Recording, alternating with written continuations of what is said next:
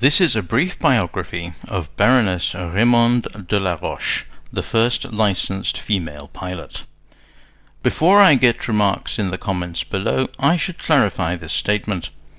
Being the first licensed female pilot does not mean that she was the first woman to learn to fly, simply that she was the first to receive a pilot's license, which at the time was required only for commercial purposes. Possibly the first woman to fly solo in an aircraft was Thérèse Peltier. Neither she nor de Laroche were the first women to fly, either as a passenger or solo, but now we're risking a digression and entering the realm of hot air balloons, powered dirigibles and kites. Given sufficient interest, I may well do a video on the subject. She was born Elise Léontine de Roche on August 22, 1882, at number 61 Rue de la Verrerie in the Marais district of Paris, part of the 4e arrondissement. Her father, Charles-François de Roche, was a plumber. Her mother was Christine Clédon-Gaillard de Roche. Confusingly, there are 2 years given for her birth. I've used 1882 because it's more believable, given certain non-aviation landmarks in her life, and supported by documentation. However, one aviation historian of note uses 1886, and this has been repeated around the internet. One possible explanation is that de Roche herself gave a misleading date of birth in order to appear younger, or that someone got it wrong and the error was repeated. Her early education was pretty basic compared with some other aviation pioneers, but in line with her social standing. According to an early interview, she loved sports, stating that as a child she had ridden a pony and took up tennis, rowing, ice skating, skiing, and bicycling as she grew older. Given the circumstances under which she grew up, at least some of this is probably an exaggeration. Like many flyers before her, it seems safe to conclude that she developed a fascination with speed, riding motorcycles, and when automobiles became the vogue, she engaged in driving and racing. There are certainly suitable photographs to back this up, though her perch upon a motorcycle seems rather precarious. On August 4, 1900, she married Louis Léopold Thaddeum, a plumber and upholsterer. This union resulted in 2 children. This is one reason to favour the 1882 birth date, as this would make her just 18 days shy of her 18th birthday. The 1886 birth date would mean she was married at only 13, nearly 14. The couple's first child was born Raymonde Marguerite Charlotte Thaddeum on August 12, 1901, and sadly died in infancy on March 25, 1902. Their second child, André Thaddeum, was born on January 1, 1903. André, pictured here with his mother, is the subject of some speculation. Popular attribution names early aviation pioneer Ferdinand Léon de Lagrange as the father, but the timeline makes this unlikely. I have encountered the assertion that André was born in 1909, which makes the claim that de Lagrange was the father more believable, but the French newspaper Le Monde reported him as age 7 in 1910, under circumstances that will be related later. Genealogical information available online very clearly names his father as Louis and his birth date as specified previously. Elise de Roche had a clear desire to advance beyond the status of her birth and marriage, and in pursuit of that undertook to become an actress. To what extent this career interacted with her marriage I have been unable to determine. All that can be said is that she had a determination to be an actress, and in this she was assisted by her ambition, a talent for the theatrical, and the gifts bestowed upon her by nature. Making full use of her skills, she entered the world of acting and fashion, in which she was quite successful. She was stylish, and her theatrical appearances won approval, though some critics claim she was more prone to burlesque than drama. At the age of 20, she adopted the stage name she is known by today, Raymonde de Laroche. This would be in 1902, and given the name of her firstborn, is a rather poignant tribute to her deceased daughter. The assumed surname de Laroche provided a more glamorous cachet with its implications of aristocracy. Highlights of her theatrical career include the following from the contemporary journal Annales du Théâtre et de la Musique. On December 15, 1903, at the Sarah Bernhardt Theatre, she played the role of Doña Séraphine in the play La Sorcière by Victorien Sardou. On October 10, 1904, at the Maturin Theatre, she played the role of Maria in the play Baptiste by Michel Carré. On December 16, 1906, at the Regin Theatre, she played the role of Rigole Boche in the play La Savelli, an adaptation of Gilbert Augustin Thierry's novel, staged by Max Maury. As her theatrical career progressed, so did flight. In 1903, of course, the Wright brothers flew for the first time, to general European skepticism. There was good reason for this, given the grossly overblown newspaper accounts originating in the United States. Additionally, erroneous information had been published in 1902 by the Wrights and their collaborator Octave Chanute that led noted engineer Robert Esnault-Pelterie to publicly express his doubts. On October 23, 1906, Brazilian-born French-educated Alberto Santos Dumont achieved the first officially observed powered flight. By flying 60 meters, nearly 200 feet, he won the Deutsche Archdeck Prize of 3,000 francs. Raymonde de Laroche was in attendance. When Henri Farman became the first person to fly a 1-kilometer circuit on January 13, 1908, it seems she was, by her own account, present for that accomplishment as well. Later, in 1908, thoroughly restoring his reputation and that of his brother, Wilbur Wright visited France, and after a summer spent repairing the damage to his aircraft caused by French customs, took to the air at the Hunaudière racetrack near Le Mans.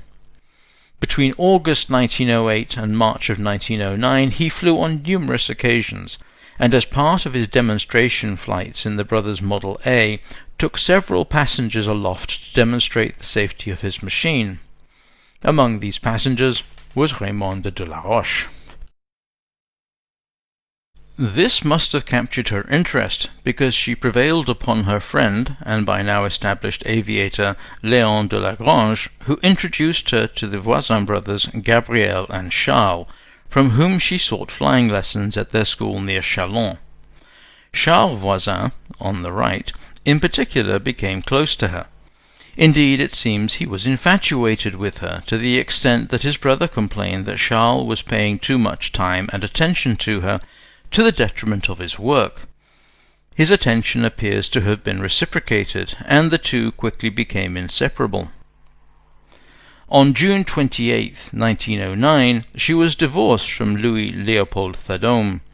She had been, allegedly, romantically involved with de Lagrange, hence the erroneous assertion that he was the father of André, and there's a strong implication of a similar relationship with Charles Voisin. Additionally, she was clearly favouring a more adventurous, higher-profile lifestyle, and possibly this and her romantic entanglements were at odds with her husband. It is important to note at this point that learning to fly was a rather dangerous affair. Perhaps 1 in 45 students died in the process.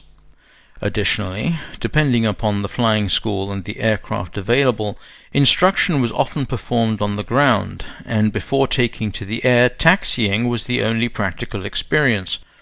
Would-be pilots learned by flying, making multiple short and low flights, presumably so that proximity to the ground reduced somewhat the likelihood of a fatal accident. Aircraft of the time were essentially fragile, underpowered, and dangerous. They were unsuited to flying in adverse weather conditions, and could easily get into trouble under circumstances that in only a few years would be resolved by further development. Anyone who elected to learn to fly, and then continued to fly, would have to be possessed of a certain talent, courage, and arguably recklessness. De Laroche proved to be an apt pupil. She made her first flight, of necessity solo, on October 22, 1909, flying an estimated 300 meters before landing successfully.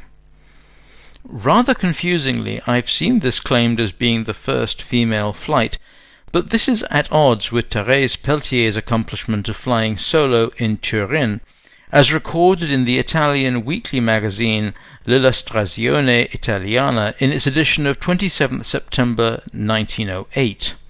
The actual date is unclear, but as the magazine in question was a weekly, it seems reasonable to presume that it was earlier than the date of publication, possibly during the preceding 7 days. Flight magazine wrote up her first solo flight, published on October 30th, 1909.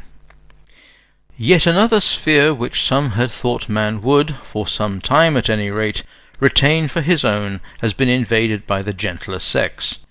Baroness Laroche has been successfully piloting a Voisin biplane, and has thereby earned the right to be known as the First Lady Flyer or Aviatress.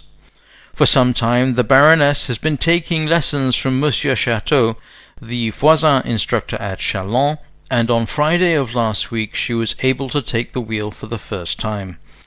This initial voyage into the air was only a very short one, and terra firma was regained after 300 yards, but on the following day the parade ground at Chalons was encircled twice, the turnings being made with consummate ease.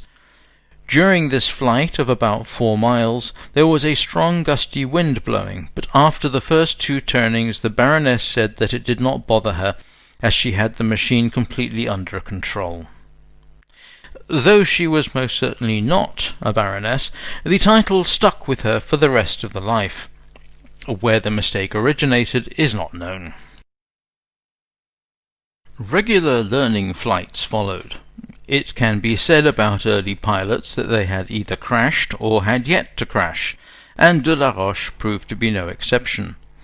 On January 4th, 1910, while coming in to land, the wind conditions required that she make the approach over a row of poplar trees. Misjudging their height, the tail of her aircraft brushed one of the branches, and the machine dropped heavily an estimated 20 feet to the ground, throwing her from the vehicle. There were no safety restraints. The aircraft was destroyed, but Raymonde was lucky and only knocked unconscious, experiencing a broken collarbone and bruises.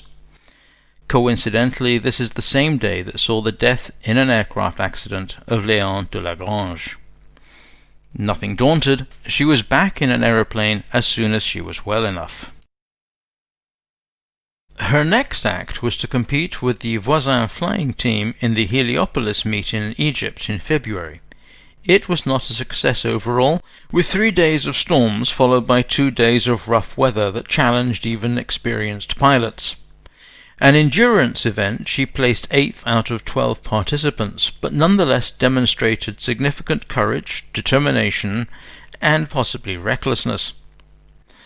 On the 8th of March 1910, the Fédération Aéronautique Internationale issued the world's first female pilot's license, number 36, to Raymonde de Laroche, following successful flights before club officials.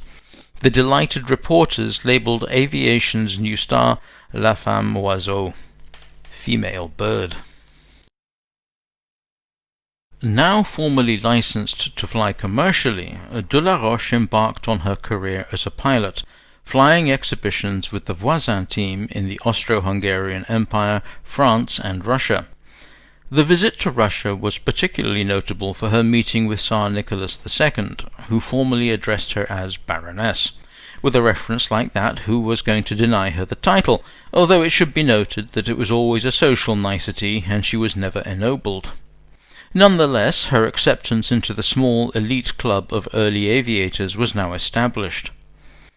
Aviation events at the time were more than just exhibitions, although they served that purpose, publicizing flying, aircraft, and the pilots themselves. There were also competitions involving racing over a measured circuit or duration flying for distance.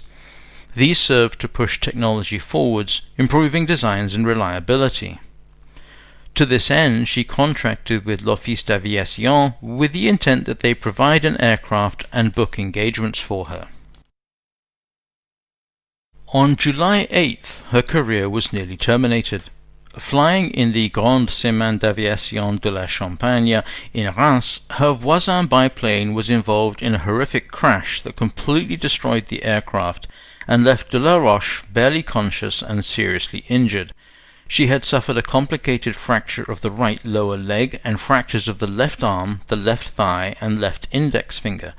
In addition to that, she had dislocated her right hip and received several minor cuts and bruises.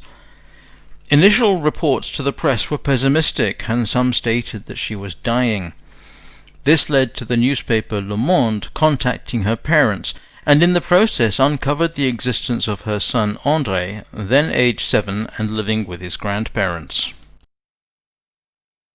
Recovery took 2 years, during which she was not able to pilot an aircraft, though she flew with Roland Garros as a passenger. Her finances suffered during this time, and she earned no income for the entirety of 1911. At this point she was, apparently, living with Charles Voisin, who had left the family business of aircraft manufacturing in favor of managing a team of pilots. In April of 1912, still convalescing, she took Office d'Aviation to court, claiming breach of contract, as they had not furnished her with an aircraft nor booked any engagements for her. They in turn claimed that the contract had not specified an aircraft for her use, and that they could not be held responsible for not securing engagements. Additionally, it was pointed out, de Laroche was herself in breach of contract for flying in Tours and St. Petersburg without their permission. The court found for Office d'Aviation, and she was ordered to pay 8,000 francs in damages. However, upon appeal, the judgment was overturned and furthermore found in her favor. Office d'Aviation was ordered to pay 10,000 francs. Doubtless this was a considerable relief to the Baroness. Her recovery was abruptly reversed when tragedy struck.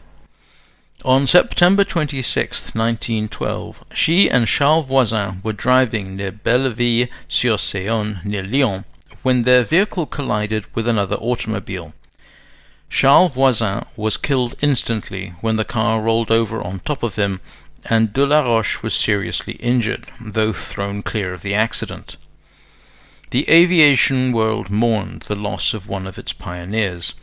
Raymonde was devastated, but she was soon fit to fly, and within 2 months was starting to prepare for the Coupe Féminin, a ladies-only competition that she had missed in 1912, but in which she intended to participate the following year. First established in 1910 by Féminin women's magazine publisher Pierre Lafitte, it was a 2,000 franc award meant to promote women's aviation. A French-only challenge, the goal was to award the trophy and the money to the one woman who, by sunset of December 31st of the year, had flown the longest flight in time and distance without landing. No longer flying with the Voisin team, due to Charles' death and withdrawal of support by his brother, she started to learn to fly a Sommet biplane, and then a Farman, determining the latter to be more suitable. She found, by her own account, that the pain of her loss and the feeling of being alone was assuaged by flying. In addition to training for the Coupe Féminin, she participated in several exhibition flights between May and August 1913, and at the meeting de la Ferté-Vidame in July she was notably accompanied by fellow pilot Jacques Vial, later to be her second husband. With Vial she was involved in another automobile accident, but her injuries were minor, and she continued to practice with the Farman biplane. Her triumphant return to flying culminated in her winning the Coupe Féminin on November 25, 1913. A distance and duration competition flown over a 10-kilometre circuit, she completed 323 kilometres in 4 hours, handily beating out the competition by a respectable 43 kilometres. She would undoubtedly have flown further, but she was forced to retire by a fuel line malfunction. With the onset of the Great War, de Laroche was the last person to win the award. Her flying career was abruptly put on suspension with the outbreak of World War I. It came uncomfortably personal when her residence at No. 6 Rue Coquebert in Reims was bombed, and she was forced to remain at No. 5 Rue des Bellefeuilles in Paris. Something of her success can be measured by her having two places to call home. Interesting is that her residence in Reims is just down the road from Maison Cruge, the champagne manufacturer. She wanted to see squadron surface, but permission was refused.